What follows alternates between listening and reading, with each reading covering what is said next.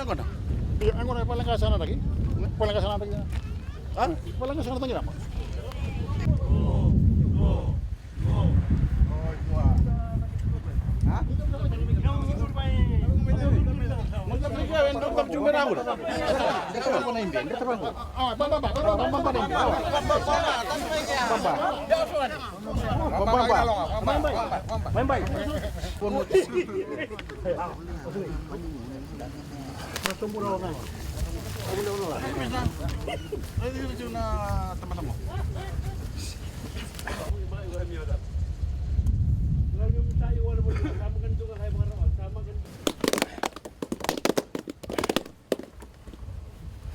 Abang may bawasan deh.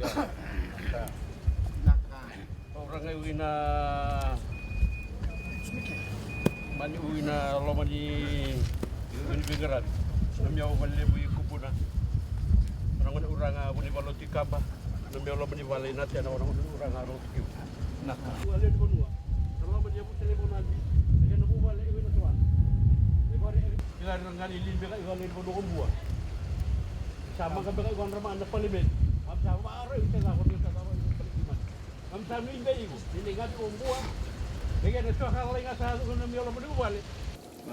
Kita na juga abo kina nonton tu bonua na lamani tol na singa. Simber ni lakatala na lisi subo. Amata tu na sa juga na pagdadada ka na tayo nonton tu sana. Juga sa kawan na turang na kumis na kena report. Sumbang na ronga juga na nunggubosa na lamani video na singa sa oti. Tambah kita juga apa bicara kan apa penikua. Bukan dia tercikin nanu gutu gumbala tanah kena buka toko tak kena nonton benua. Vera na kira bebuke, mana matentu sahaja kusan itu butu pun matentu. Mana bebuke kemuni na buka tata nanu muni bebal bali. Mana dolang dulu lima rau nutulun dulu. Miada sarna bitu nundul nandola. Juga nak kena kata kalau matentu, nalu mani bida na madam mengo, ortu nangai lagu main na social welfare, ortu nangai bikadi main na bunuh me dakin na sot nangai suli ni bikumni na kad, kue wada dan na bal na kawan nandu nandu liman rau, na suli wai nandu na kad, saat juga lo mani labu ya, nalu mani kad ya nandu nandu liman rau nandola, nangai kota ngana kad.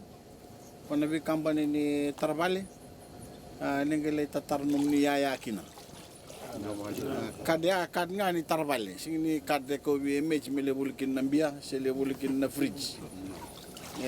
Kad nga ni kena sangai me bikamun na lini bunu ni binakata me buka totol num ni bibal bale. Ano tubu ke tubu na mata sa sini matentu. Nuita kini nabanga tao babi nakanalin bunwa. Usarong ako juga nakina sa tarong juga na matani mbuay palimendi sing do na matani mbuay palimendi. Palimendi sa kina na matani bunwa. Beta nakina ina ki o kabing karabi palimendi men karabi bitiraramba. Na singro ni wakatari mendo matay palimenji kay matay do palimenji matay tagimbo na sa ngayon buwan nga ang ulada bir na buno bichiraram ya singro na katana matentu na kachime luray kada bichiraram berala ada yang wala ngambil trabaho nila ambil ni kawan Tubi ko mana talikyan na dito sana dua. buru ni kanelo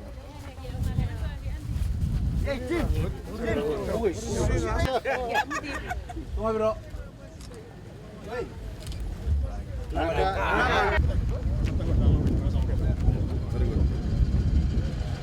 Oke, boleh. Bagasa.